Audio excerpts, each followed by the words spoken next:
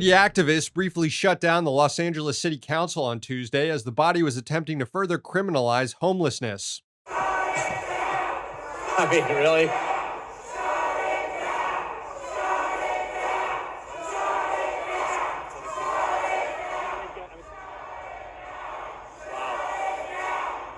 So we're going to clear the room.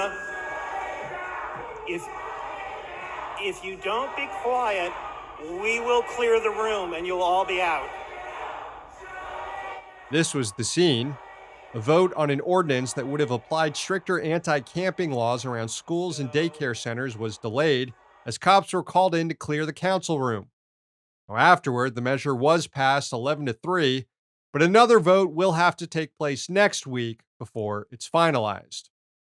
Get a sense of the disdain the body has for the unhoused, City Council President Nuri Martinez said that the homeless people who showed up to give a public comment against the ordinance that day, quote, don't look like people living on the street.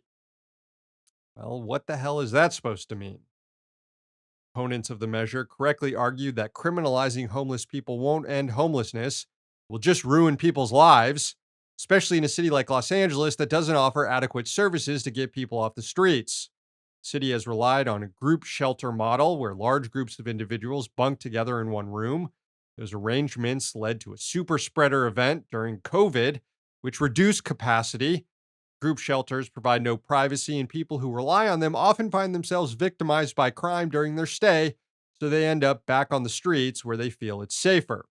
A survey of homeless people in Los Angeles County found that nearly 40% of them had privacy concerns with the shelters offered.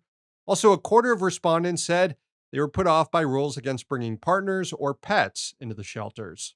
Still, more than 40% of those asked said they weren't in a shelter because no one had followed up with them about how to get housing. Los Angeles, in fact, had to settle a lawsuit earlier this year because of its inadequate housing services.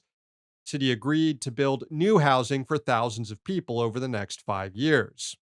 But in the meantime, the city council is just empowering the police to forcibly remove and fine people who don't have money or anywhere else to go. All of this happening in one of the wealthiest cities, in the wealthiest state, in the wealthiest country in the world.